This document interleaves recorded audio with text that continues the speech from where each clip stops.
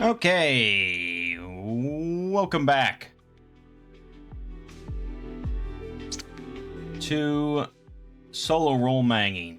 Shadow of the Weird Wizard, generic Hexcrawl, 6279, blah blah blah. Last time we basically finished up in the starting village of Hoopstead. We've done pretty much everything relevant here, you know. We did say that there's a secret treasure here acquired generations ago. We didn't really resolve that thread line. I guess, I could have had one of the peasants that's been keeping it give it to us as a reward or something, but yeah, honestly, it doesn't matter too much. We want to move on from Hoopstead. We're level 3 now. All is well. I'm just going to rest a little bit to get balance back up to full health. And then we're setting out on the road.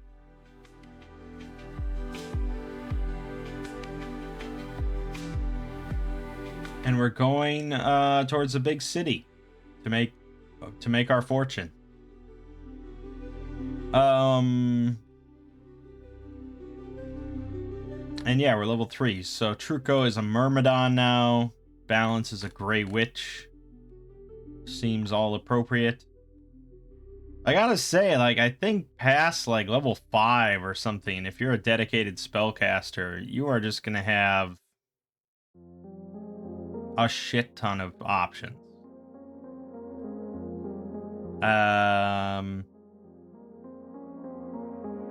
So yeah, you can take the same tradition twice, which will get you a second talent.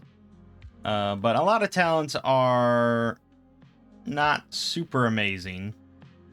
And taking the same tradition does limit your spell choices. So there's that. You can also, we have never done this, but you can pick the same spell twice. In which case you will just double the amount of castings you have. Or, you know, triple or whatever, if you really just love one specific spell. So we could have taken, like, we could have taken 4 harmful syllables now, you know. Twice as many harmful syllables, which is pretty good. Or if we wanted 6 force barriers or 2 one true loves or something, you know, we could have done that. I just like having options. And it's relatively okay for me. I can sit here, I can take as much time as I want, I can think about all my options, blah, blah, blah. But at a table, if you got 6 players and half of them are invested in a magic in some way, that's a lot of analysis paralysis potential. So I think that's something to watch out for, if that's a big concern for you. Shadow of the Weird Wizard is going to have a lot of spells at the table compared to something more in the OSR, like a Shadow Dark, or, you know, something even more like a Old School Essentials or something like that. I don't think you're going to have as many choices. Or Dungeon Crawl Classics, I don't remember having just a shit ton of spell choices. It was more like each spell had a lot of potential, but I didn't have that many. But I never got that high level in Dungeon Crawl Classics, so I don't really know. We also got the Paperweight of Potential. That's a pretty great item. We have 1 boon on all our attribute rolls as long as we're not injured. And if we're injured, we get 1 bane on all our rolls. So hopefully she never takes damage ever again. Alright, let's move on. So it's a bright new day.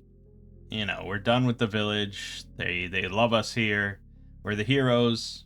And we move on. I mean, maybe they would give us, like, some donkeys or something to ride, but probably we're just on foot. This village doesn't have much, you know.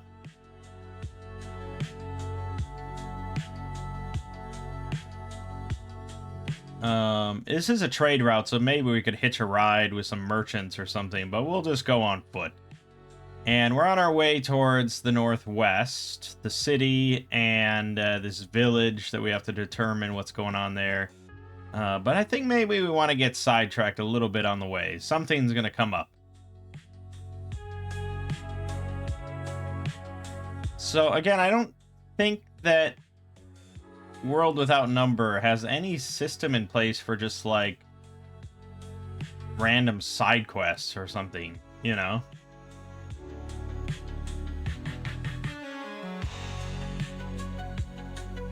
I don't think so. I guess you could roll one of these, like, random wilderness encounters. I suppose that's what we're looking for.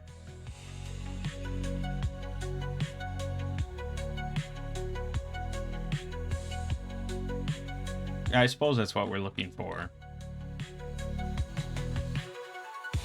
So we either have a human encounter, a non-human sapient encounter, or a beast and monster encounter.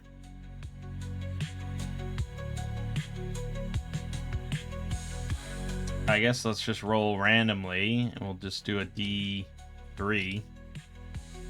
Okay, it's a beast and monster encounter. So then we're gonna roll on that table. 8. It's a swarm of dangerous vermin. It's basically just like, here, have some combat. But you gotta make it more interesting than that. So what's happening with the beasts? What are they doing? 6. They're well-fed and disinclined to hunt. Okay. This is not much of an encounter, then. See, I don't think that... To me, that's just kind of pointless. It's tricky, because you want to make traveling a little dangerous in most high fantasy games. It's a dangerous world, and you want to always emphasize that unless you're in a very safe region. And we're in a somewhat safe region, but...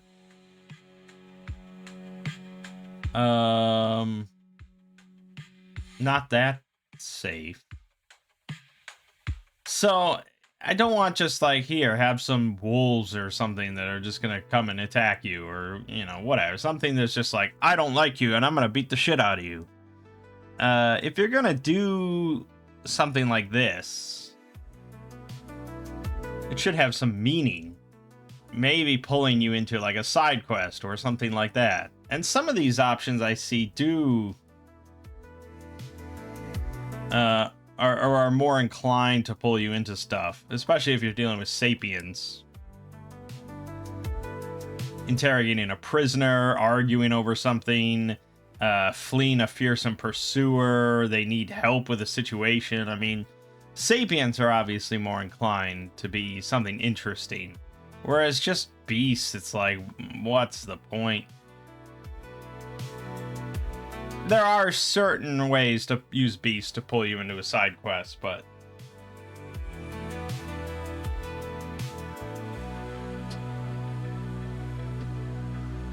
yeah, fuck it. Let's just do a human encounter then. 3, an escaped slave or prisoner. Alright, now we got something. I don't think we need to roll on what's happening with him. He's an escaped slave or prisoner. So... that's our framework. That's the foundation, is that he's an escaped slave or prisoner. So an escaped slave is more likely to be a sympathetic figure that we want to help out or something like that. We haven't really declared if slavery is legal here in this area, but typically it's not a good thing. So someone has a slave and shouldn't have a slave, and we want to maybe bust that up. Alternatively, you go prisoner. It's possible that he's, you know, some sort of heinous criminal, and we're not inclined to help out.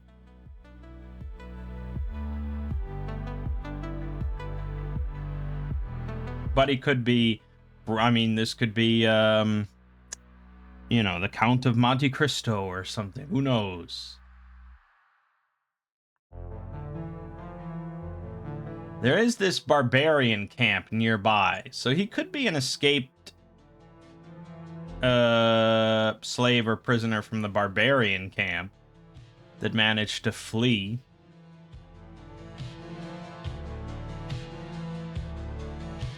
But it's, oh boy, it's tricky because it's like, what am I going to do with barbarians? I don't want to just be like, oh, they're evil and they should be destroyed, and then I just go up to their camp and I use fucking wrathful utterance a couple times and they just slaughter each other, and it's like, alright, well, good day to you, sir. Enjoy your freedom. So we'd want to warp the barbarians into a bit more of a problem, I guess? Or a side quest, really. Not something to just be destroyed. So then you could go more towards rolling up some sort of community, a tribal community here.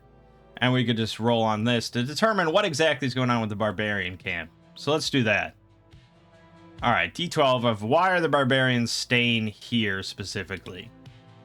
They're paralyzed by internal dissent. Okay. So there's a schism of the barbarians that they want to go in different directions, one way or the other. Who runs it? The wizened elder. Of course he does. Significant local. A tribal slave. Well, I think we just met the tribal slave. So, okay. And a current pressing problem, other than their schism, is some are seeking a redder, more powerful god to serve. A redder god? That's a new one to me. Redder, more powerful god to serve.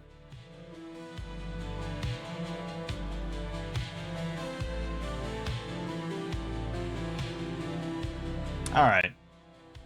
That works. So basically, yeah, there's a schism here. The wizened elder and a good number of the barbarians here are hoping to just kind of settle down here in this, I mean, honestly, rather bountiful land, and maybe just become like a community, you know, a proper community. But then there are others that favor the old ways and are looking towards like porn, basically. They want to take what is theirs by right, by might, all that good stuff, spread blood for the blood god, all that kind of thing, and they have no interest in settling down and farming. Okay. The local likely to interact with adventurers. I mean, obviously the tribal slave. Tribal notable who suspects the PCs as potential rivals. Okay. So obviously there's a head of the other faction of barbarians here. The one that's really fanatical about seeking blood for the blood god. So he's not going to take kindly to us as outsiders seeking to meddle with their affairs, and he'll want to spread our blood to the blood god. Interesting things the place can offer heroes. Knowledge of a hidden place of wealth. Seems kind of unlikely. Exotic and valuable tribal goods. Okay, yeah, sure. They have some, you know, magical relics that they've kept within their tribe for generations.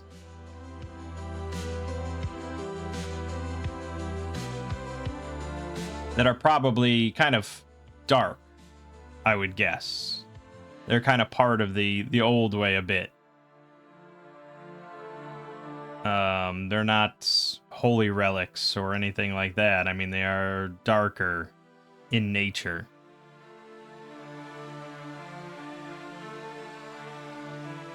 Alright. We have a community then. It's pretty easy to whip up. Probably should take notes on this.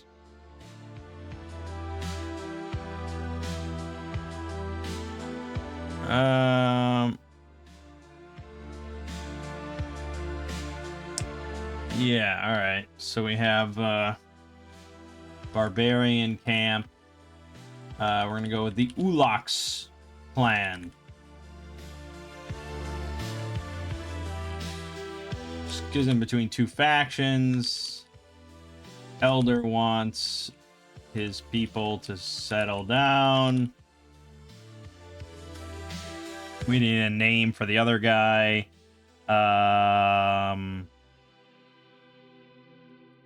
Bartok wants blood for the blood god.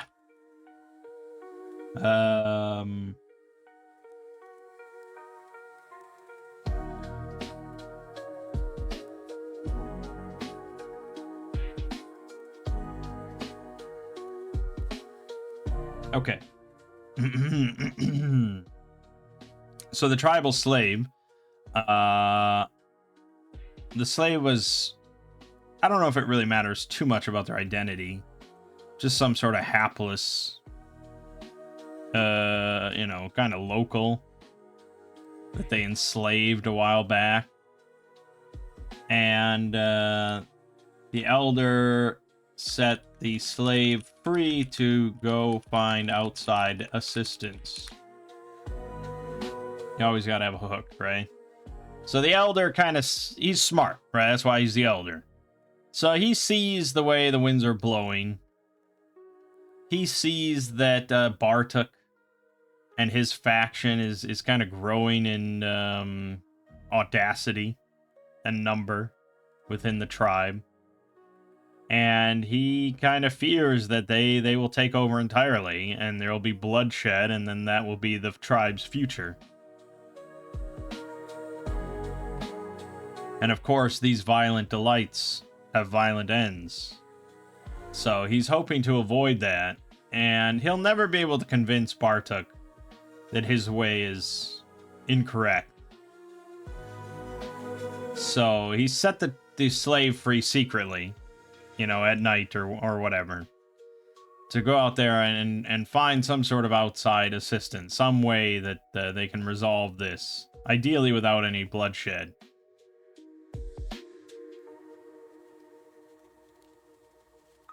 And so that's the slave that bumped into us. And I mean, we certainly look like adventurers now. We're on the road, the two of us, and Truco is kind of brimming with weaponry, to be honest. He's got a longbow, a longsword, a sword, you know. And Balance probably doesn't look too intimidating by herself with her appearance, but I'm sure she can give a good fucking glare at anybody she doesn't like. It's the fact that she is so maybe unarmored and, you know, unequipped is its own kind of scary. So he bumps into us. And he explains what he understands, like basically what the elder explained to him. I don't think the slave knew a whole lot of the internal politics of what was going on in the tribe, but the elder explained to him what's going on and why they need help. Truco, you know, he just kind of nods his head and he's listening and he can sort of understand the plight. Balance has no interest in dealing with a bunch of tribal barbarians and their petty problems. And so the slave mentions the incentive that the elder told him to say, which is that they do have some magical relics from the old way that they could offer to any would-be helpers with their problem.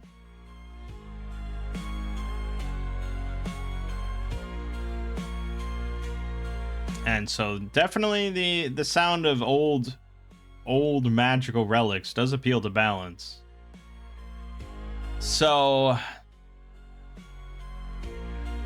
She, of course, would just be fine killing the whole camp and taking the relics. Truco, ideally, does not want to go that route.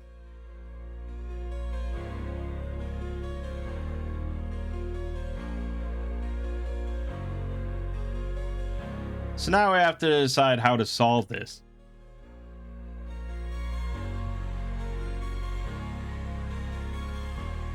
I don't know a great way to solve this without bloodshed. We have to convince a guy that basically fanatically worships the blood god to stop worshipping the blood god. It's not going to go well. The minimum way that I could see possibly doing it, if I was confident, is challenging Bartok to one-on-one combat between him and Truco.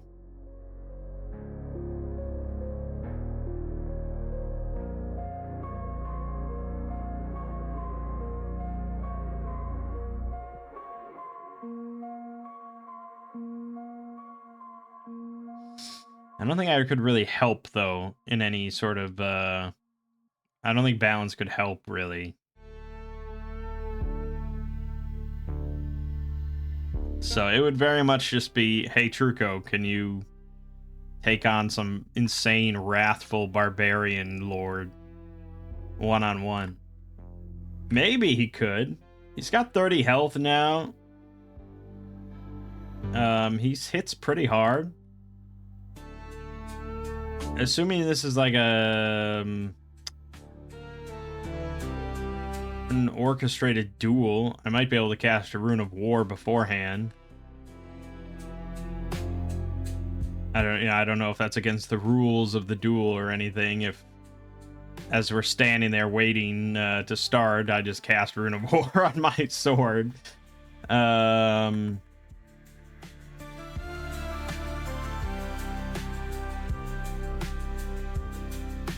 But yeah, I probably could win. So it's explained to us then that Bartok and the others do they worship, they seek to serve a blood god, a god of blood, a god of bloodshed. I don't know if we would know the name or not. It's kind of irrelevant. So my plan, I suppose, is to approach the camp and have Truco shout out that he has been sent by the blood god to test Bartok in one-on-one combat. You know, he is a chosen vessel of the blood god, and they will face in single combat. And then, yeah, we just really have to hope that it goes well. If it doesn't go well, if it looks like Truco is about to die or something like that, also he should be full health. Obviously, balance will step in and save him. And then, obviously, that's going to cause issues, but we'll just... I don't know. She'll just kill everyone. She'll just kill everyone then.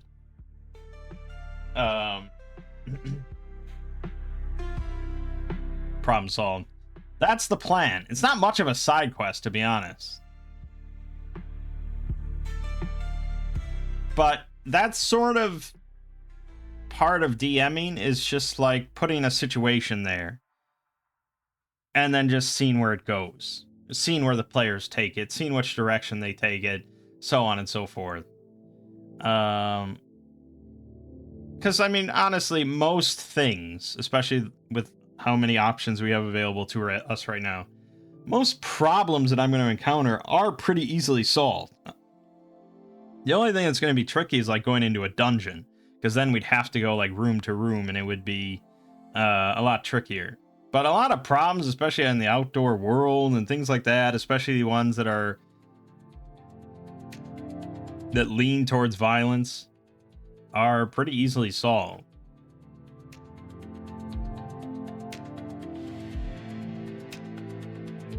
That's why it'll probably be interesting once I get to the big city, but we'll just do this real quick, because we can get some more magical relics, and we like those. So, yeah, we will do that. We'll go out of our way.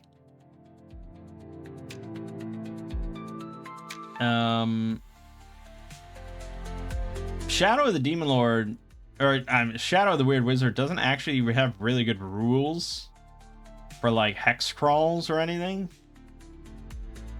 The rules for traveling is basically the DM decides how many days it takes to travel from point A to point B.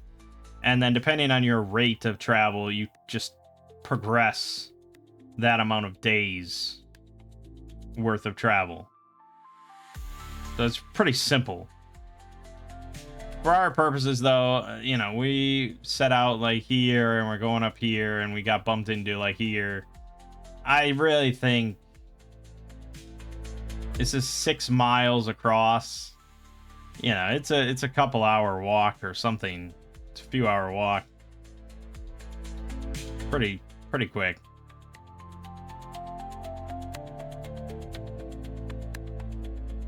So maybe the sun is setting by the time we approach the barbarian camp.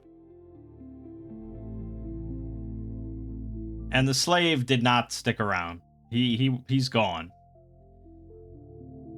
You know, he did this task for the elder as a thanks for being freed. But he's freed and he's getting the fuck away from these barbarians. So he did not go with us. Just pointed us in the right direction. So we approach. There's guards. I mean, they see us approach. And they've got their bows ready. And Truco shouts out that he has come for Bartok. He's been sent by the blood god. He's here to challenge him to one-on-one combat to see if he is worthy to serve.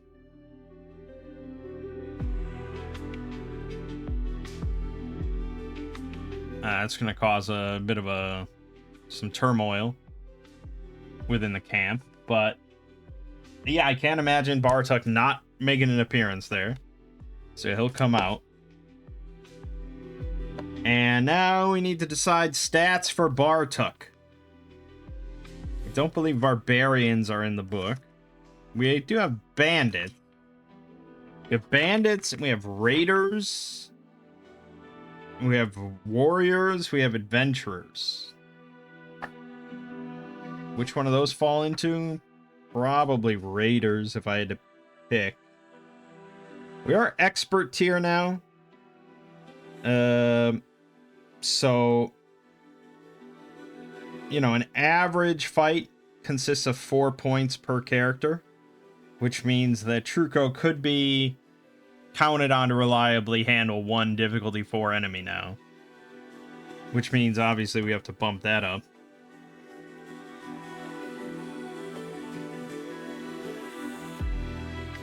So here's Bandit Leader. It's 17 defense, 40 health. Gets to make 2 attacks per turn at +2 with 1 boon, dealing 2d6 damage. Okay. But that's wearing mail armor with a shield. I don't think that fits what we're looking for. So I'm going to look more towards raiders? Probably. So there's a named raider. 50 health, 15 defense. With a great axe. This probably makes the most sense.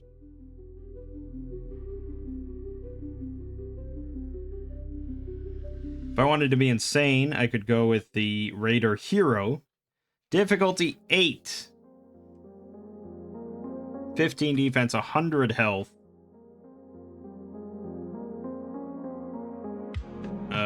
Rolls +5 with 2 boons, dealing 6d6 damage. And he gets to roll twice and use the higher amount for damage. So on average, without that, I mean, he's dealing 21 damage a round if he hits, which he's likely to hit.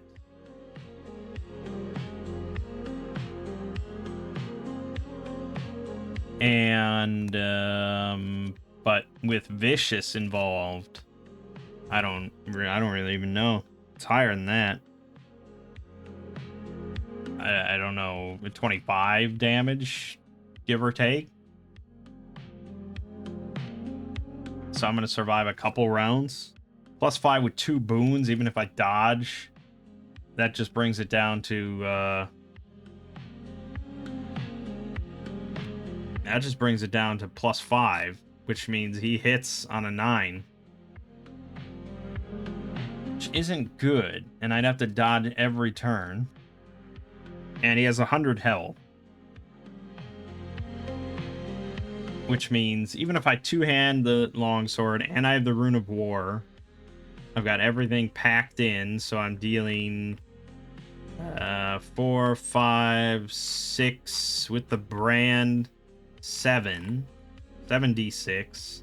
I'm averaging 24 damage-ish. 25 maybe, so that's 4 rounds I have to hit him. Now, if I get the brand on him and I strength impair him, that with dodge, that would be he'd be rolling +5 with a Bane, which is better. Still pretty likely to hit, but better.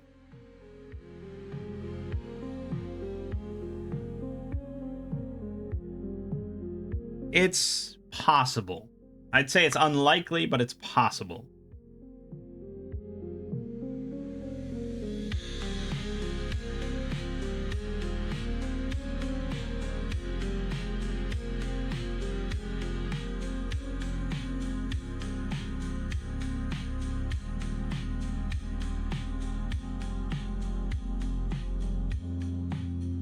Do I want to take this risk? What would I do if I was just DMing? Well, for my family, I tend to make things pretty easy, and if one of them said they wanted to challenge the guy to one-on-one combat, yeah, I'd probably just make it the difficulty 4.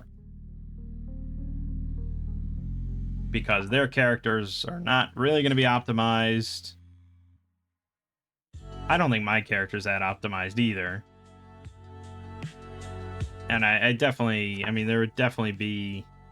I mean, symbolism's pretty good. The Rune of War with the Brand of Cruelest Burning does give me pretty good odds. Compared to not having that. Like, had I taken some other fighting style that just gave me a boon on my attack rolls, it's like, okay, whatever. The spells are probably better.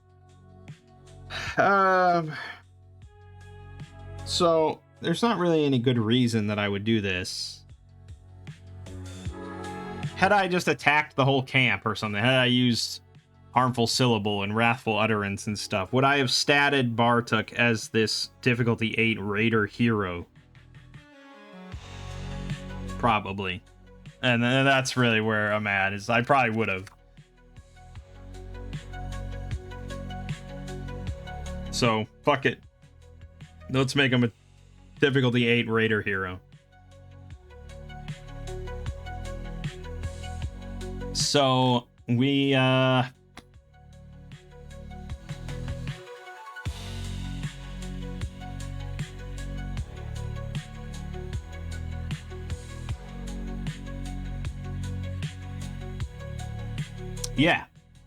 He comes out with a grin.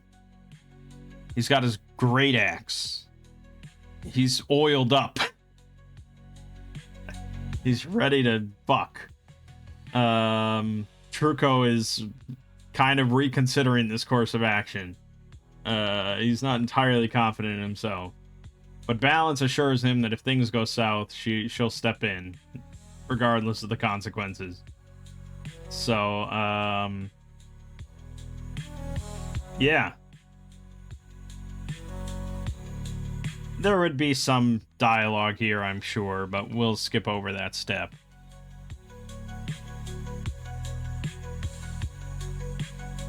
Bartok is ready and willing to accept this challenge from his deity to prove himself. This will be a great boon for him when he wins, as he claims. So Truco will draw his longsword in both hands. And, yeah. I guess we're going to start... We'll start at, I don't know, 10 yards. It doesn't really matter. Anything more than 5 yards is what we're looking for. Or actually 6 yards. He has a speed of 6.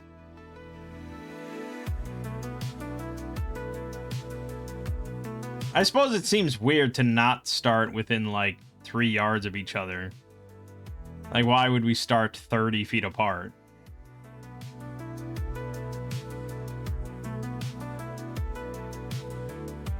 But starting a few yards apart,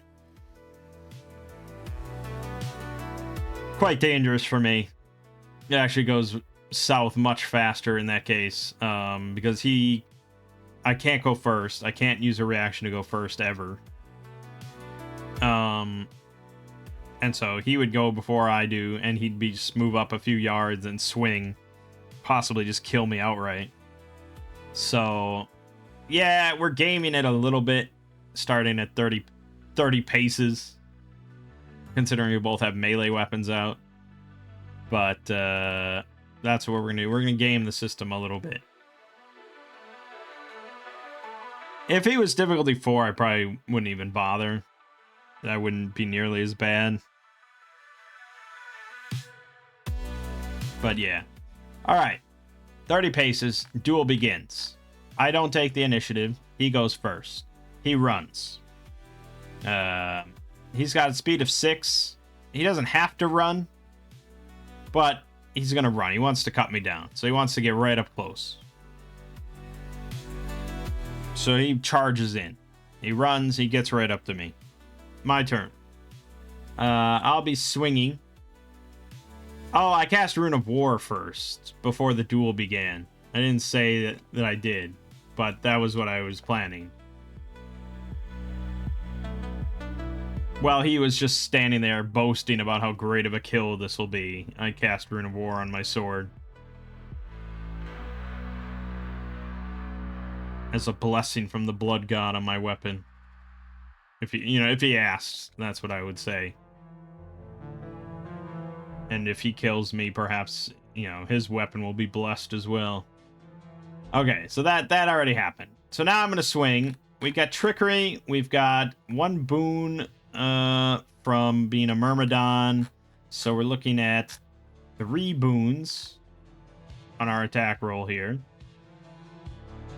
So let's roll the d20. Not very good. But with 3 boons, we need a 5 on one of these. We got a 6. Perfect. So we hit. Not a crit. We hit. We're going to cast Brand of Cruel's Burning. And we're going to Strength Impair him. And he is going to take 6. And this is 4d6 for two-handing. 5d6. 6d6. 7d6. Yes, with the brand it's 7, and if I crit it's 8. So 7d6. 20 damage. Not great. There were 3 ones in there. Not great at all. He's at 80. Alright, well, he felt that, and he's strength impaired, so he's definitely not in tip-top shape. New round. I don't take the initiative ever. He goes. He's going to swing. I dodge.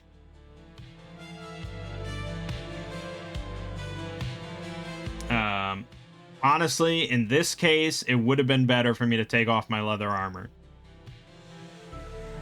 It absolutely would have. Because just turning his hit into a miss and then having a 50% chance to get that ability back every turn, that's much better than just dodging. But he's got 2 boons, -1 from Strength Impaired, -2 means that he's rolling +5 with 1 Bane. Alright, he failed. Good. Now it's my turn. I swing again. This is 3 boons still. So it's 12 +6, 18 is a hit for 76. 28 damage. He's not looking too great in front of his pals here. 52 health. He's almost injured. New round. He swings. I dodge. He rolled a 14. +5. That means that He needs a 6 on this Bane. He didn't. He got a 5. So that's +5 -5 is a 14, which is my defense. As I said, it would have actually been better to go unarmored here. So he is going to hit for 6d6. Thankfully, he doesn't crit or anything. On a crit, I'd have to make a strength roll with 1 Bane, falling prone and becoming weakened until the end of the Raider's next turn on a failure. But he's just dealing 6d6 damage, 21 to me, which is significant. And he roars in confidence that he's dealt a practically lethal blow here.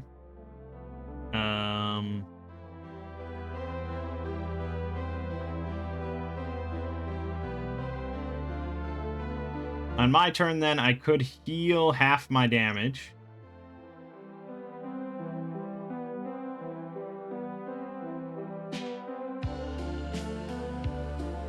But I don't think it would save me, because that would put me at 10. He is definitely likely to do 20 damage on average. So I think we just need to not get hit again. That's all. So we're going to swing again. Boop. So that's a 12. Plus 6 is 18. 7d6. 23.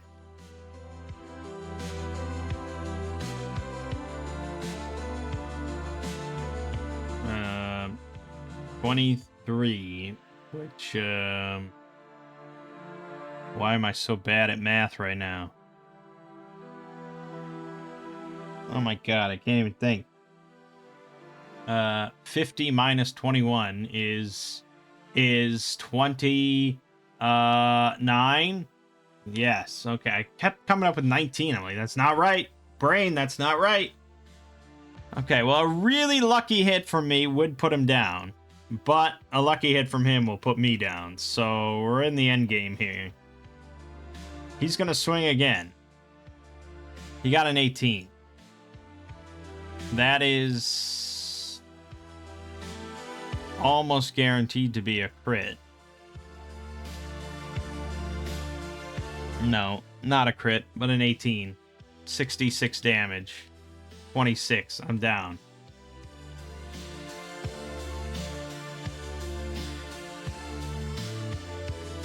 Fuck. It was damn close.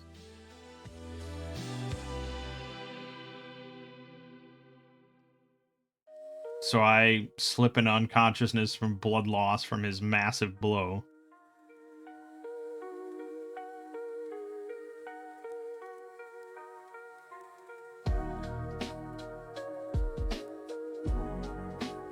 And,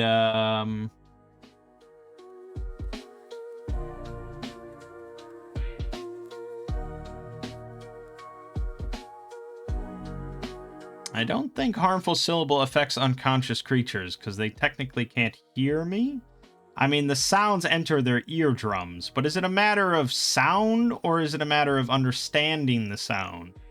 Comprehending the sound? Being aware of the sound? I don't think it would kill unconscious creatures, but at the same time, would it kill... I did have it affect sleeping targets, though. True. I did have it affect sleeping. And what is sleep if not temporary unconsciousness? In that case, I can't use harmful syllable without killing Truco. So,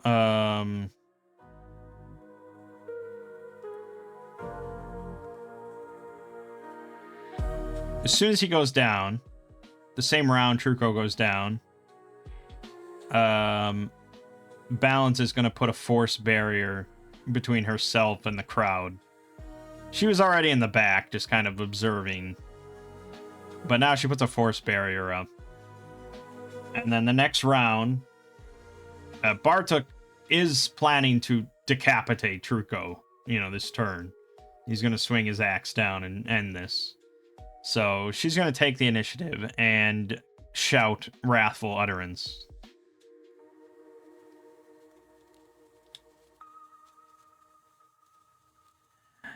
Okay.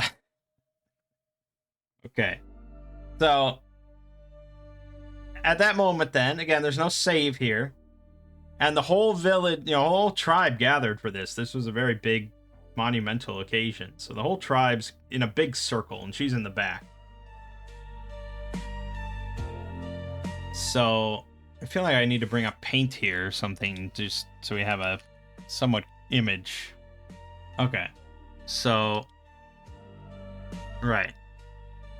Alright, so here's the barbarian camp. And here's their front sort of entrance. So here is Bartuk. Here's Truco. And then pretty much everyone just kind of gathered around in a big circle, And here is Balance now. And she put up a force barrier. Just to protect herself from any would-be troublemakers. Okay, so she shouts now. And now for the next minute, every single creature here, except for herself and Truco. I mean, technically, Truco is affected. And I actually should have rolled to see if he got up immediately. Which is actually to his own detriment if he gets up, because Bartuk is going to treat everything as an enemy. And in typical sort of D&D RPG fashion, enemies don't tend to go towards downed targets. It's a kind of a cruel DM thing to do, to say, fuck you in particular. I'm going to keep beating the shit out of you until I'm certain you're dead. It makes sense. If you've ever seen John Wick, he kind of makes sure that everything he shoots is dead before moving on. A lot of double taps and stuff. It makes sense to do that. It's just kind of cruel as a DM. And depending on the system, especially this system, it makes players even that much more resilient to dying, because they can just keep popping back up because enemies don't finish them. But so if Truco is down and he's unconscious and he's laying there and he's out, Bartuk's going to move on to a different target, a different enemy. If there was, like it was a normal fight, he'd move on to a new enemy. But if Truco is up, conscious, and viable, he's probably going to go for him. At the end of the day, it doesn't matter too much. There's going to be a lot of chaos here, and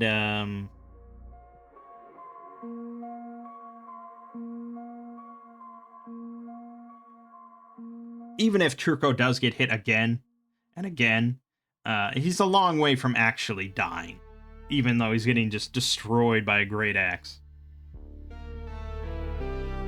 So it's honestly not that big of a deal. So I'm going to roll for Truco to see at the end of that round, when she cast Force Barrier, if he got up. So this is luck roll and the health loss. So he failed the luck roll. He's still down. He lost 3 health. He's at 27. Okay. So that's that. So that's fine then. He's not a viable target.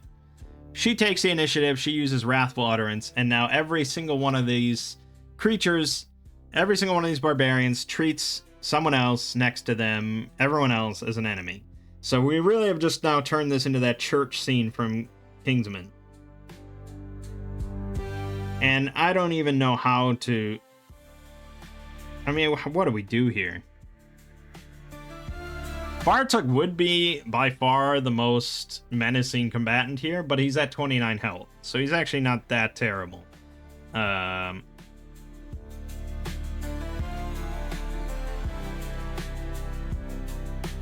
don't know how, we're not going to do this roll by roll. I mean, how many barbarians are we thinking there's here? 100? Let's say 100. It's a nice round number. Of those, we'll say, I don't know, 50 to 60 are probably capable fighters. As in, strong and hardy and fit and able. There's elderly among here, older ones. There's younger ones. They're barbarians, though. They're all kind of rough and tumble. Practically no one's, like, completely infirmed. And if they are infirmed, they're not in this circle. You know, they might be laying in bed still. So I think pretty much everyone here is armed with at least a dagger or something. They can all fight. It's just blood, and this is 10 rounds. And yeah, they treat balance as an enemy. And I don't know if the intent is for them to just kind of lose focus. Again, like Kingsman, and just kind of just bloodshed, you know?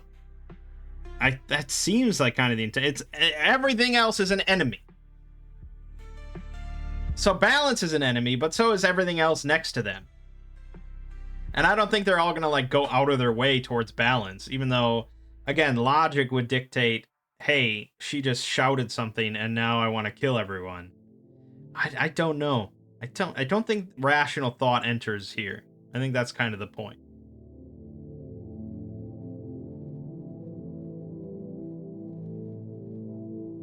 Because if rational thought entered, then you wouldn't be regarding your sister or your brother, you know, as an enemy. That's the whole point. It's just like, holy shit, that's my mortal enemy right next to me. I gotta fucking murder him. That's the whole point.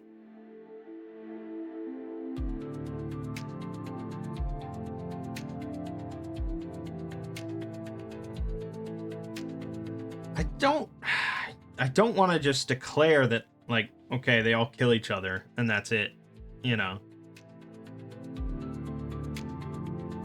But I kind of want to just declare that that's it, because I don't know how else to adjudicate this without, like, manually running a combat involving 100 combatants. I mean, okay, you kill him, he kills you, and let me do these rolls. It's like, it's just... I think this is more of a narrative thing of just like, yeah, they basically slaughter each other. There's gonna be some survivors, probably. But how many? Okay, if we want to get a little bit more nitty-gritty and determine who the more capable fighters are and the less ones, I would say Bartok is the best. He's the Raider hero, difficulty 8. Then you have difficulty 4 named raiders. I would say 5 of the 100 are named raiders. Then you have Raider Berserkers. These are difficulty 2. I would say 20 are Berserkers. Then you have Wildlings. These are difficulty 1, but they still have hatchets. They get a boon on their attack roll and stuff, and they get to roll twice for damage. They're still kind of capable of killing, even if it's 1d6. I'd say there's like 30 of these. So we've got, that's what, 56 I just named? Okay. Then the other 44 are going to be not Raiders statted. They're going to be more in the line of like a peasant stat or something like that. They don't have hatchets. They don't have a boon on their roll or anything like that. Basically 10 in all stats. There's stats somewhere for commoners or something.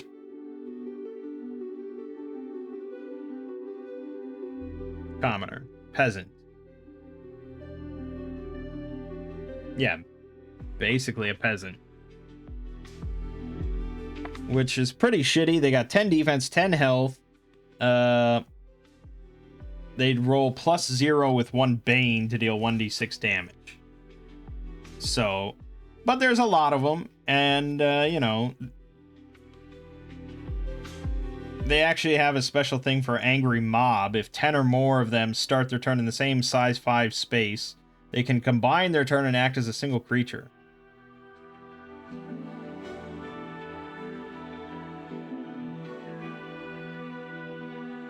They roll 1 attack with 3 boons. Well, actually, they can target any number of creatures in their space or within 1 yard of it, rolling each attack separately with 3 boons, dealing 2d6 damage. So, yeah, I guess if they happen to be gathered up in a good amount. But alright, so say a Berserker is going to target one of these peasants. He's rolling +2 with 1 boon. Which means that, on average, he's going to hit on, like, a 5.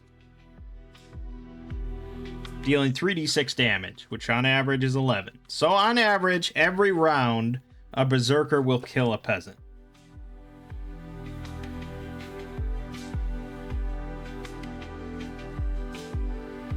The Wildlings, on average, will not be killing a peasant every round. But also, on average, a Berserker will kill a Wildling every round. Because they also only have 10 health. On average, 2 Wildlings will kill a peasant every round. But to kill a Berserker, it would take, on average, again, like 6 Wildlings.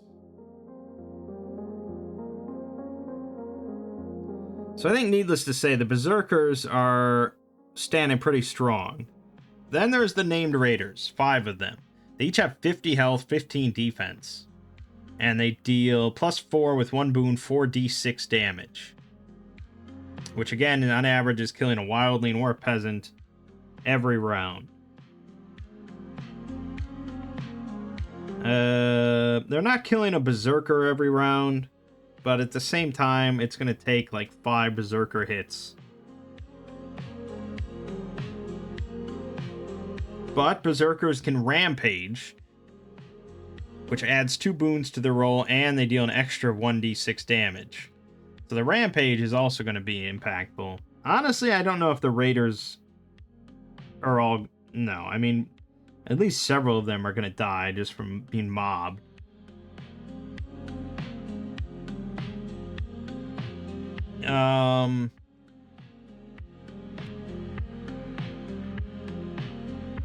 I've said all this information. I don't think it helps me come to a decision here.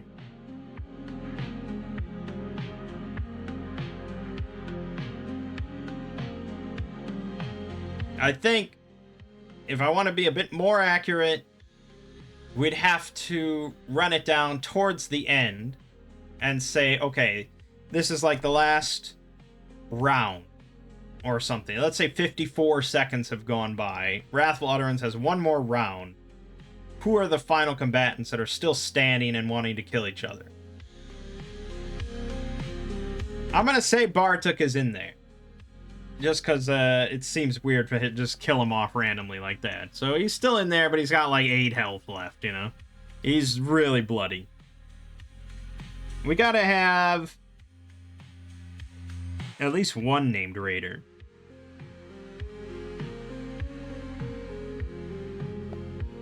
So let's have a named Raider.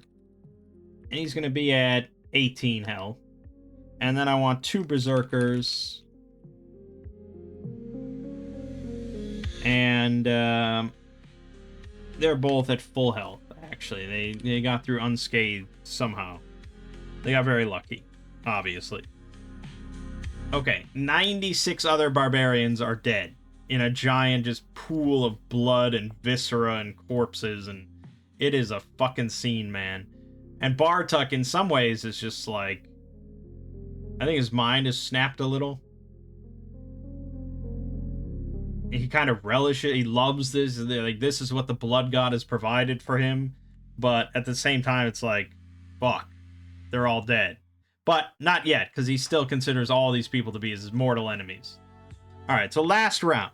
These 4 are just kind of in a Mexican standoff, and they're going to attack each other. So I'm going to have Bartok go first. He's going to target one of the Berserkers.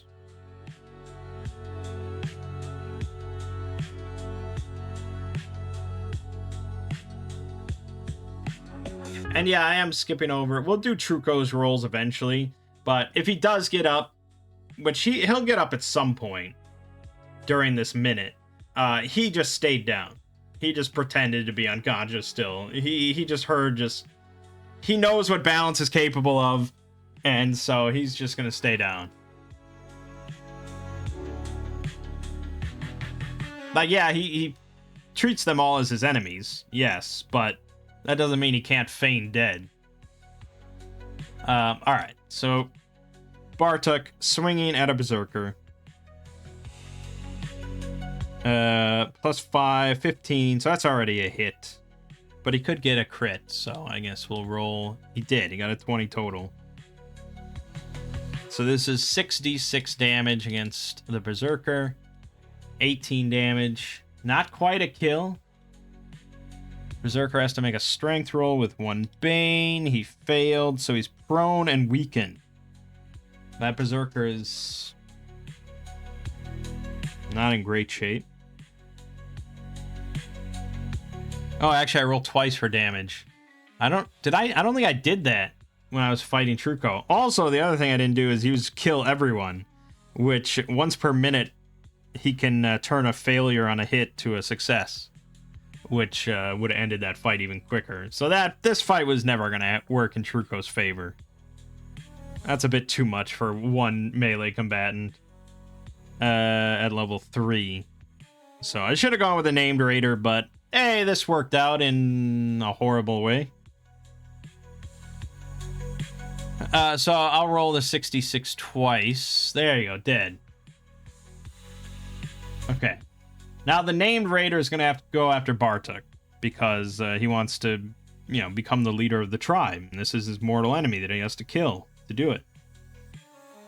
So same thing. He's going to be rolling +4 with 1 boon. That is a failure for sure. So he's going to use kill everyone, which he also has. And he's going to turn it into a success. Not a crit, just a success. 4d6, he gets to roll twice. So 11 damage, doesn't matter. Bartok's dead, decapitated.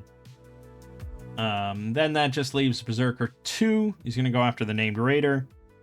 +2 with 1 boon. That is a crit, but it doesn't matter. And it's 3d6 damage. 8 damage. Alright. Okay. So, at the end of that round then, the Wrathful Utterance wears off. And they shake their head. And they're just absolutely horrified. They look around now and see that everyone they knew, everyone they loved, everyone is dead. Truco laying in the middle of this circle of corpses. It probably is no longer a circle. It's probably just a big, horrible melee battlefield. But yeah, so he's just kind of fitting in amongst the corpses. And then Balance is over there, just on the outside of the battlefield, just standing there and watching. She does have a force barrier between her and them, but they don't know that. And she's just kind of looking at them and smiling. This is exactly what she wanted to become. All right. So they're definitely turning on her. 100%. Oh, the Wizened Elder was in the melee as well. He died very quickly. He definitely would have been witness to wanting to see this fight, because this is a big turning point for Bartok's sort of rise to taking control of the clan. If he killed the avatar of the Blood God, which he pretty much did. I guess let's do that now. So, second round of him being down, he loses 1 health. And this might be it. D20, fail. Third round, he loses 3 health. This all takes time to recover, which is annoying, but... Okay, fourth round, he loses 3 more. He's at 20. Oh my god, there's a lot of failed luck rolls! He loses 2 more. He's at 18. He failed again. Another roll. 4 more. He's at 4. He might actually die. He failed again. Another roll. Okay. This is insane. Okay, I failed. Look at these rolls. 8, 2, 4, 7, and 5. He failed again. 5. He's down to 8. He's gonna die. No, there you go. 13. Okay. Woo! Wow. Yeah. I mean, it's hard to die in this game because every one of those D20 rolls, all he needed was a 10. 55% chance. I failed a 55% chance. 1, 2, 3, 4, 5, 6, 5 times in a row. Yeah. Yeah, that happens. Also, I hate this dice roller, but we know that. But he's fine. He's fine. Now he's just laying there, practically dead, pretending to be dead. He doesn't really want to get up. And so new round, the named raider and the berserker, they want Balance dead.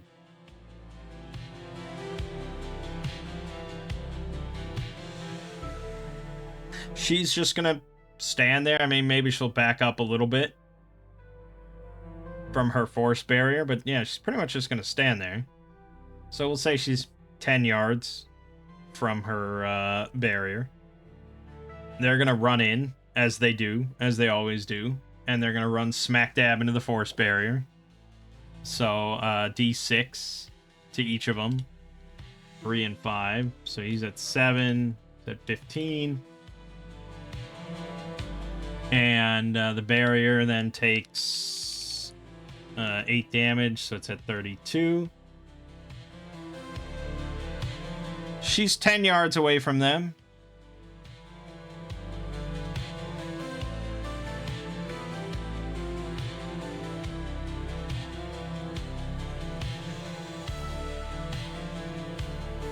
If nothing passes through the force barrier, that includes sound, right?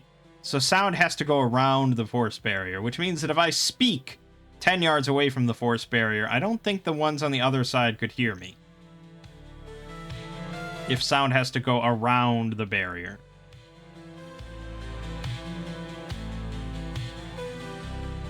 So honestly, I don't think she's going to do anything. She's still just going to wait there. The barrier heals 3 to 35.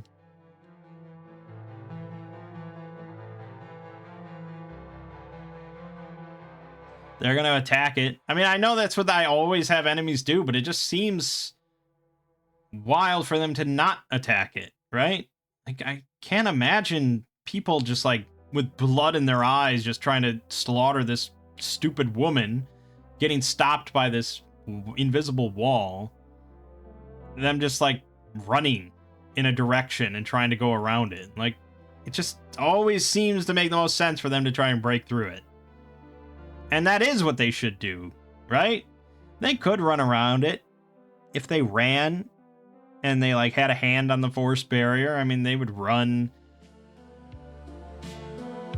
Well, say they're in the middle of it, I guess. So they'd run, like, 5 yards, and then they'd see that it ends. But, I don't know, it just seems, especially for them in their situation, their minds have kind of snapped. If I had a really intelligent enemy, maybe, but, yeah. So they're both going to swing and try and just break through. So this is going to be a total of 76 between the two of them. And they both have Vicious, so we'll just roll twice. 28 damage, so it's at 7. It heals for 2, doesn't matter. She still doesn't do anything. She's still 10 yards away from it. New round. She still does not take the initiative. The Berserker is going to swing for 3d6. He breaks the barrier. So then the named raider is going to run to get up to her.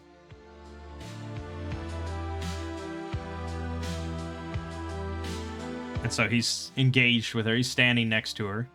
It's her turn. She's going to speak the harmful syllable, which is not an action. And it's range 10, so it hits both of them for 2d6 damage. The named raider takes 7 damage and is dead. Yeah, I mean, fucking, that's so badass. This guy, bloodthirsty, he's running at her with his great axe. He's ready to just chop her down. And she just speaks a syllable. And he dies. Berserker 2 takes 8 damage, so he's at 7. Then she still has an action, so she'll cast All-Consuming Fires of Hell. She does have a boon on this roll. Actually, she has 2 boons on this roll. So that's 7 plus her 5 from Intellect, so that's 12. Versus his Agility, which is 11. That's a success. 3d6 damage. And he erupts in flames and dies. Done. Okay. Yeah, so if this were a type of system that did like XP based level ups, I mean, Balance just essentially killed 100 barbarians single-handedly.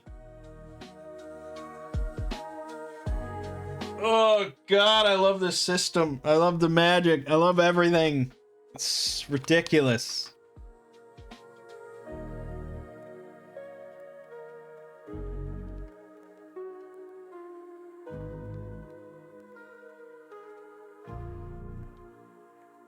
Okay.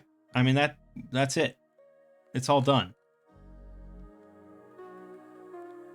I mean, there certainly could have been other ways to adjudicate this. To handle mass combat. I mean, there's mass combat rules in a lot of games that I could have probably looked up. But narratively, 1 minute. 1 whole minute. 10 rounds of every one of them trying to kill each other. Yeah, I mean, they're all dead. How would they not all be dead?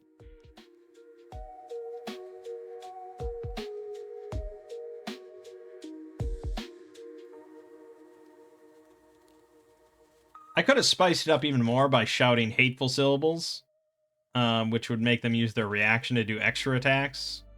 I mean, that would have hastened it even more if I wanted to. But I think it's just unnecessary. They're all fucking dead.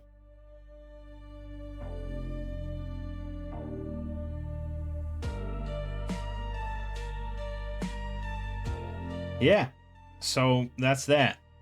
And now, you know, she'll help Truco to his feet. He's looking pretty weak. Perhaps he was a bit overconfident with this plan, but it worked out in the end, although he's also quite horrified.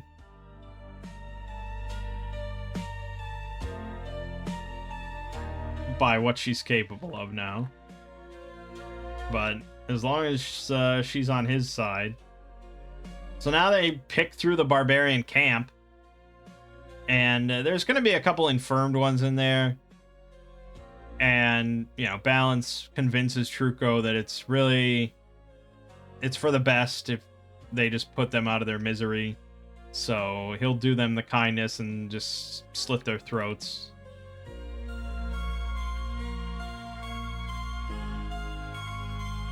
And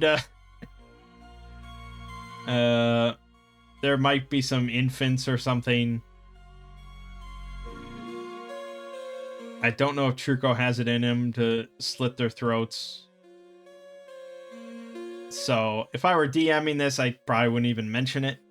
Let's just not get into that. It's just, there happens to not be any young ones. No one under the age of 13 was in this camp. However unlikely that is.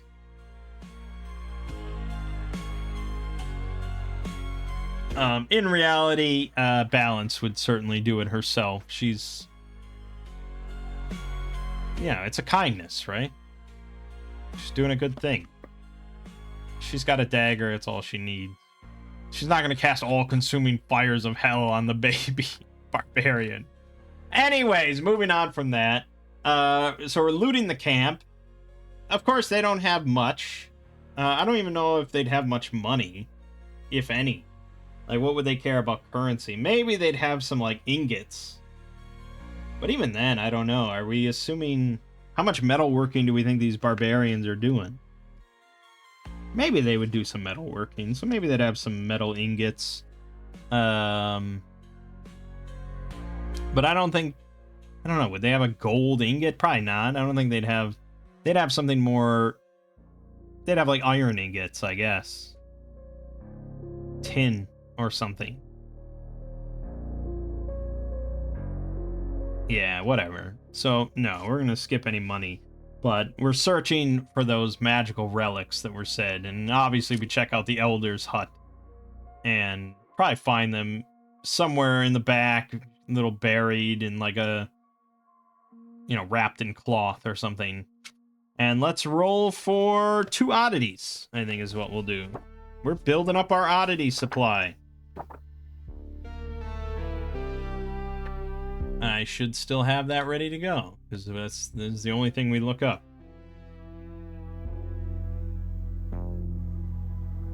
Can't really carry too many more things.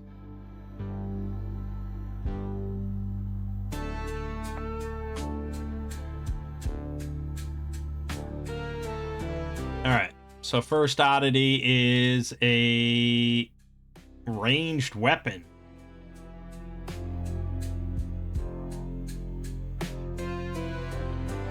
Flintlock. It is kind of funny to think that they stashed this like flintlock musket back here.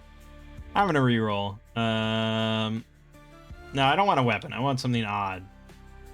No. Okay, a wand. Or a staff. Yeah, we'll go with a staff. Okay, and the table is going to be number 2, and the property is 3 charges. When taking the initiative, the owner can expend 1 charge to regain the use of a reaction.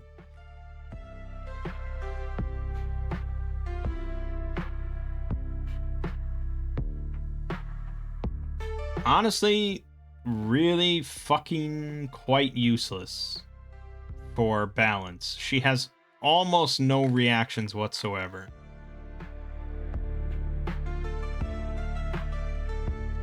But it's a staff. It's something you'd have to hold in your hand. It's not going to be something... I mean, Truco would benefit from it far more. But she might get... she might get it at some point. I'm going to ditch her bow and arrow. She's never going to use that. So, staff of reactions. Okay, and that was the first one. Not particularly exciting. And I don't know if that's really... I said that these were going to be dark relics of the old ways. That doesn't really fit the bill. I should have just come up with something fresh. Let's do a second one. It's an icon, symbol, or holy book. Okay, so we've got some, like, symbol. Like an old... Like, I'm picturing, like, the Blair Witch sort of twig kind of figure thing. That's clearly radiating some darkness. It's going to be on the 5th property table. And its property is 1 charge. Regains the charge 24 hours after being expended. Can use an action to expend the charge to produce 1 consumable. It remains until used or the oddity regains its charge. No, no. And I don't think any of this is really going to be, like, dark. As in, I don't think almost any of this is going to be... like, oh, this is powerful, but there's something nefarious or malicious or evil about it. I think all of this is just going to be kind of generic, positive, magical effects. So we need something specifically darker. I'm going to look to ChatGPT.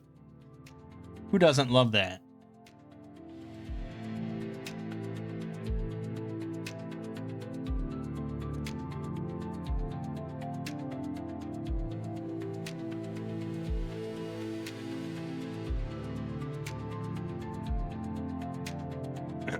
The Thornheart Totem.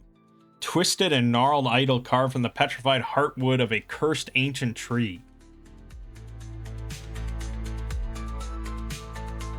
It's pretty good. I mean, this is way... I mean, it gave me like 4 abilities and like 4 drawbacks for it, but I really would pick like one thing to give it a...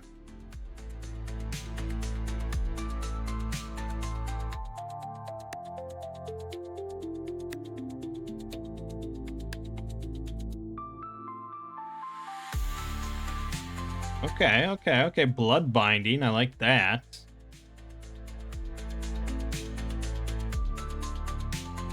Okay. We got some. Okay, so blood binding that provides strength. So health loss for strength, damage boost, something like that. I think this is good. I think, yeah, this is pretty good. I think Bartok probably would have. He probably craved this. He probably wanted this desperately, but the Elder hid it away from him, knowing how dangerous it is.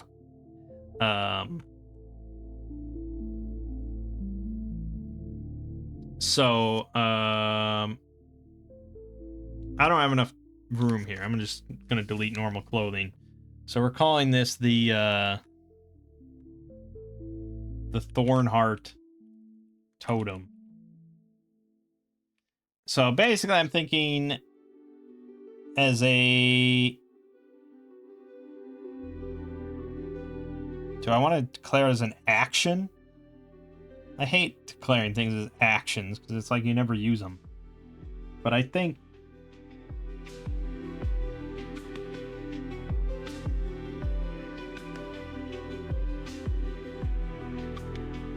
I don't know, how many of these oddity things are actions? A decent amount, actually. So fine. It's an action. I don't think this thing has charges, because we're not dealing with an oddity. This is like a relic. This is a more powerful magical item that has as much use as you want. I'm thinking 1d6 health.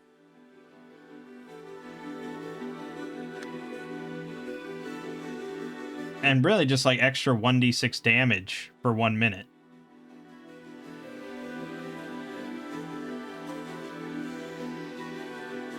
But if I were DMing, as I like to say, if I were for a group and somebody got this and started using it, I would keep track of how many times they use it. And once they hit a certain number, I don't know, 5 times or 10 times, something like that. You know, nothing extreme. I would even go so far as to say that this stacks. Like, if you want to activate it like 3 times in a row and just squeeze it and give your blood, you could lose 3d6 health and gain 3d6 damage for a minute. Go ahead. But at a certain point, when you have fed enough blood to this totem, it's going to activate for real. And that's sort of what the Elder feared.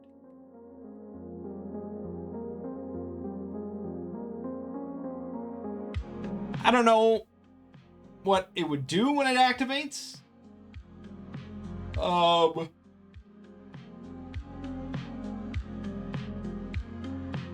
Usually you don't like to take away player agency, so I don't want it to just like kill the player outright. I don't really want it to like take over the player's character, you know,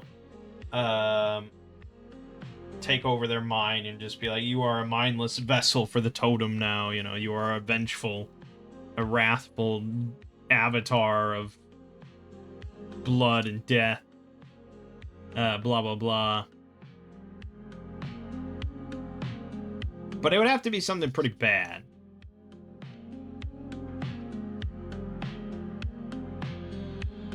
The ChatGPT text here says that embedded within its core is a black pulsing crystal known as the Heart Seed, a fragment said to have grown from the lifeblood of a slain nature deity.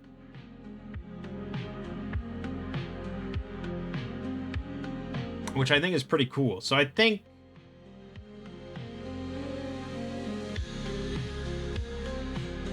it's going to have to do something with this slain nature deity, but the deity is now completely corrupted. It is a negative aspect of nature. And so how that would manifest, it would become a major plot point for sure.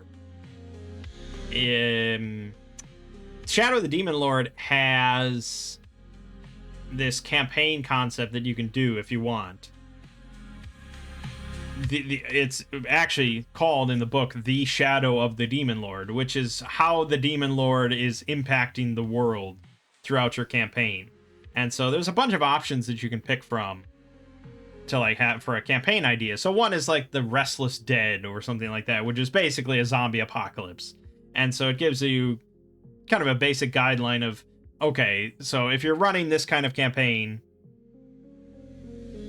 at the start, it's going to be very basic, very gradual. There's just going to be a handful of zombies around.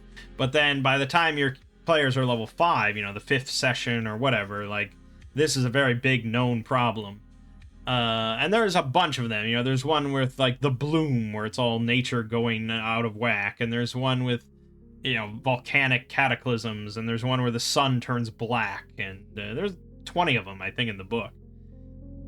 So I think it would be essentially something like that. We would kickstart this kind of apocalypse at that point. And it would start pretty simple, pretty gradual, but it wouldn't be easy to solve even at that point, because the players would become quite aware. Like, I would make it known that they have now activated this totem and done something very bad. But they wouldn't be able to solve it right there, even if they, like, destroyed the totem. It's beyond that. Like, maybe the totem actually breaks and the heart seed drops to the ground and just begins to spread, you know, or something like that. And it starts just withering every aspect of nature, you know, something like that. And the book does... So, the book has oddities, right? We've looked at a bunch of those. But then it also talks about items of power, which occupy a category of their own. Such items are either artifacts, items of grave magical ability, or relics, objects infused with magical power. These items are so dangerous that the ones already recovered have been hidden away, locked and sealed in vaults, so that their baleful influence cannot wreak havoc in the world. And so these, like, should be major quests, typically at master tier and stuff like that. And it gives some samples of, like, items of power and, like, how major they are. They're much, much more involved than oddities. This is probably somewhere in between. It essentially has an effect sort of like an oddity, but it has the potential within it to become quite the problem. Alright, there you go.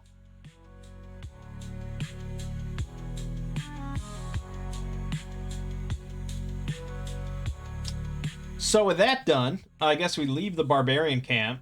I mean, Balance probably, like, torches it behind her. Because, you know, they're done here. We are, you know, we're great heroes and everything. We're really great. We're awesome.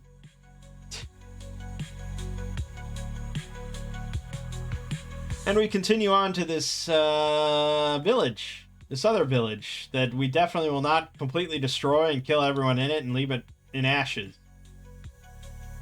So let's roll another community.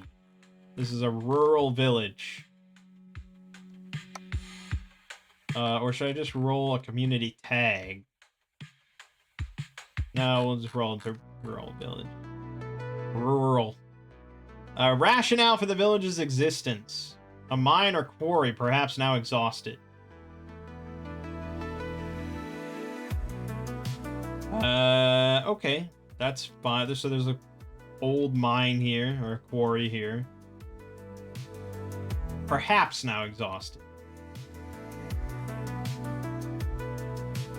It's usually more interesting, I guess, if it is exhausted, because otherwise it's like, yeah, it's just a mine. People just go in there and mine. There's nothing weird about it. There's nothing dangerous about it. It's just a mine. It's like, no, it's usually more interesting if it's been abandoned for some reason because they delved too deep. Blah, blah, blah. Which is actually a plot hook that I'm using for my family's Hexcrawl campaign. That it's said to be exhausted, but there's rumors that no, that there was actually tragedy that occurred down there many, many years ago. And I was actually just going to have it lead into, if they go down there, they discover the Tomb of the Serpent Kings, which is a fun little dungeon crawl. But anyways, alright, fine. There's a mine down there. There's a mine in the village, blah, blah, blah. Features of the village. Who runs it? A traditional squire. A squire?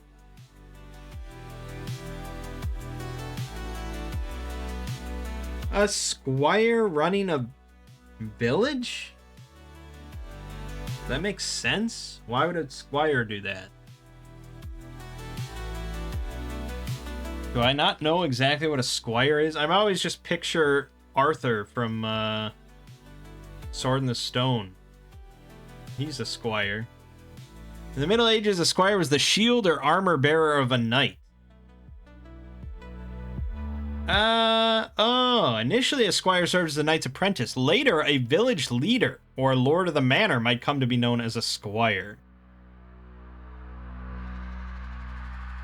Huh. I had no idea.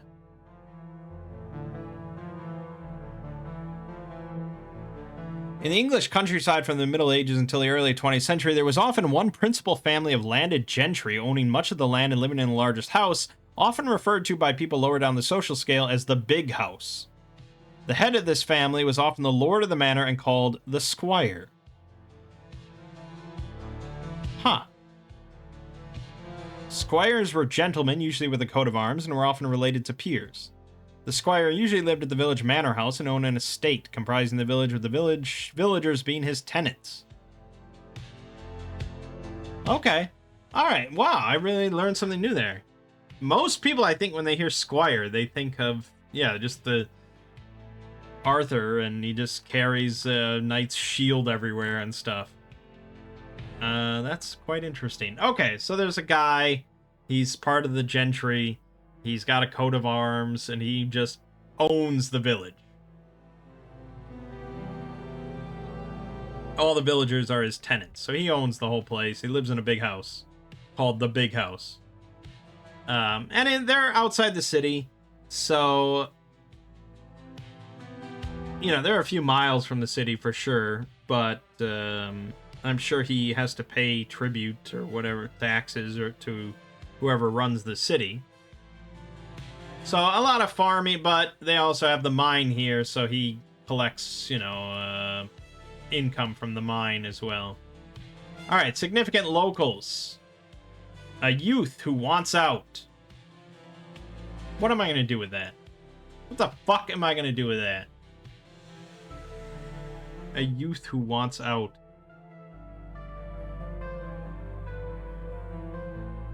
I mean, you live like an hour walk from the big city. What do you want? Lame. I don't like it. 3. A gifted young peasant. Okay. That's a little bit more interesting. He's gifted in some way. Usually that means magical potential. So it's like, what are you? He's really gifted at knitting or something. It's like, what are you gonna do with that? So this is high fantasy. He's gifted with magic, and maybe he's really apprehensive about, you know, letting others know that he has all this potential welled up inside of him. All right, a current pressing problem. Noble quarrels have caused collateral damage. Let me think. What would be the collateral damage? I mean, obviously I can think of noble quarrels. Someone else wanting to horn in on the mine and its profits and blah, blah, blah. But what would be the collateral damage? How would they quarrel?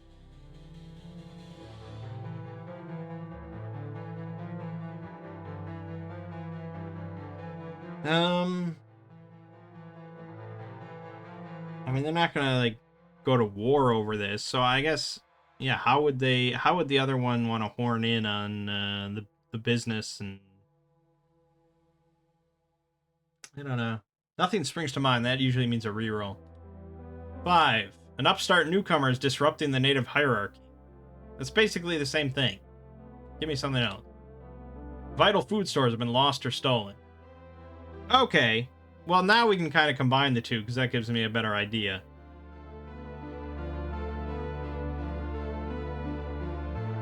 So,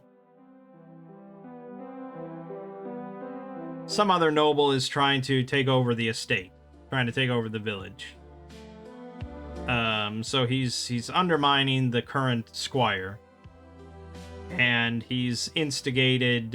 He's done some trouble. You know, he's hired some goons to do some trouble, and he's wrecking their food supplies. You know, he's wrecking all their crops.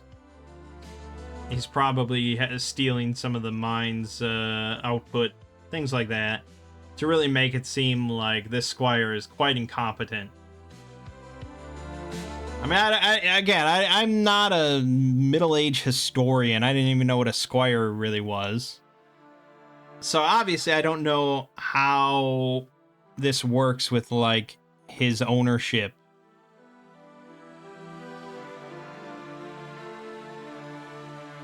But he's granted ownership of it, right? It can be rescinded by the king or something, right? That's usually how this works.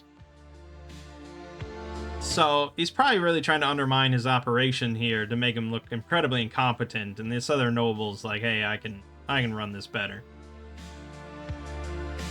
Clearly there's value here. I mean, it's a rural village. The peasantry is quite poor, but clearly the squire is doing quite well for himself financially, and others are interested in taking over that position. So that's what we're going to work with there. Village involvements with adventurers. Local likely to interact with the adventurers. An ambitious local who wants to get to the city. That's not very far. Give me something better. Clan patriarch doesn't want to use their own kin. No. Gentry who wants to know local gossip about their need. Yes, okay. That all fits together then. So the squire obviously is aware that this other asshole is causing trouble. But he doesn't really want to go public with it, because that just makes him look ineffectual. He's got no evidence, so he's going to want us to look into it and kind of solve his problem for him, and he'll offer us a great amount of money. This is where money comes into play now. This guy's got money. So, okay. I think and this is good, because this is going to be something non-combat related for the most part. We'll be able to kind of try and investigate and pin this on him, or get him to stop. Obviously, we could just murder the dude, of course, but let's slow down a little bit. Let's try and do something more creative. Interesting things the place can offer heroes. A map or secret leading to a deep or plunder site. Okay, so that'll just be part of the reward that this guy offers. He's got this old treasure map or something. Fine. I think we have it all fit together, so let me write all this down so we remember. And we need a village name. Village near city.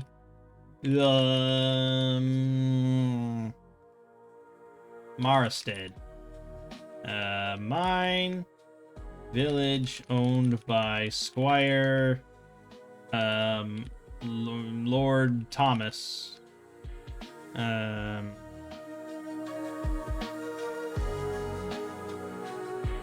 Village is being harassed by Lord Vector, ruining food and stealing ore. Thomas is willing to offer outsiders money and treasure map for help. That's basically it. Oh, and there is a gifted young peasant. Sure. I don't know if that'll ever come up, but there you go. Okay. That's good. That's what we'll get into next time, and we'll figure out how to all solve that. And I think that is going to lead into the city, because Lord Vector lives in the city currently.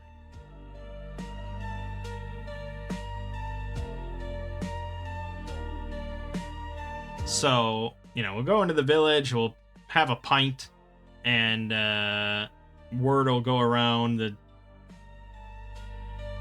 some very capable-looking newcomers are in the village, and that'll lead us to Lord Thomas, and he'll want to enlist us, and that'll probably lead us towards a little bit of investigating, maybe some stakeouts, and eventually into the city to maybe confront Lord Vector directly. We'll see. We'll come up with something. It'll be fun. For now, though, I gotta end this, so... My name is Mang. This has been Solo Roll Manging, Shadow the Weird Wizard, generic Hexcrawl number 6279. See you fine folks in the next part.